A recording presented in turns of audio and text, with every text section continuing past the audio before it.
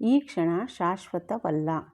ಒಬ್ಬ ವ್ಯಕ್ತಿ ಗುರುಗಳಲ್ಲಿಗೆ ಬಂದು, ಗುರೂಜಿ, ಬದುಕಿನ ಯಾವ ಜಂಜಾಟಗಳು ನನ್ನನ್ನು ತಾಕಬಾರದು, ಯಾವ ಖುಷಿಯೂ ನನ್ನ ತಲೆಗೇರಬಾರದು, ಸದಾಕಾಲ ಸಮಚಿತ್ತದಿಂದ ಬದುಕಬೇಕೆಂದರೆ ಏನು ಮಾಡಬೇಕು ಎಂದು ಕೇಳಿಕೊಂಡ. ಆಗ ಗುರು ಹೇಳಿದ, ತುಂಬ ಸುಲಭ. ಒಂದೇ ಒಂದು ಮಂತ್ರವನ್ನು ಸದಾ ನೀನು ನೆನಪಿನಲ್ಲಿಟ್ಟುಕೊಂಡರೆ ಸಾಕು. ಸಮಚಿತ್ತ ಗಳಿಸುವುದು ಅಷ್ಟೊಂದು ಸುಲಭವೇ? ಹಾಗಾದರೆ ಆ ಮಂತ್ರವನ್ನು ನನಗೆ ದಯಪಾಲಿಸಿ ಎಂದ.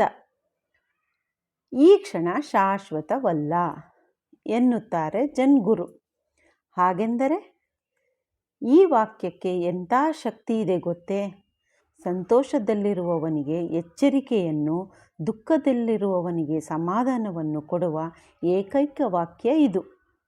ನೀನು ಸುಖದ ಸುಪ್ಪತ್ತಿಗೆಯಲ್ಲಿದ್ದಾಗ ಈ ವಾಕ್ಯವನ್ನು ಮರೆಯಬೇಡ, ಏಕೆಂದರೆ ಸಂತೋಷ ಶಾಶ್ವತವಲ್ಲ.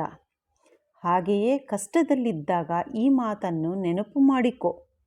ಯಾಕೆ ಗೊತ್ತಾ? ನಿನ್ನ ಕಷ್ಟಗಳು ಕ್ಷಣಿಕವಾದುವು. ಎಲ್ಲ ಸಮಸ್ಯೆಗೂ ಪರಿಹಾರವಿರುತ್ತದೆ.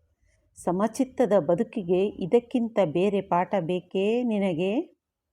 ಬದುಕೇ ಕ್ಷಣಿಕ ಎಂದ ಮೇಲೆ ಕಷ್ಟ ಸುಖಗಳು ಶಾಶ್ವತವೇ? ಜೀವನ ಸುಖಕರವಾಗಿದ್ದಾಗ ಅದನ್ನು ಅನುಭವಿಸಬೇಕು.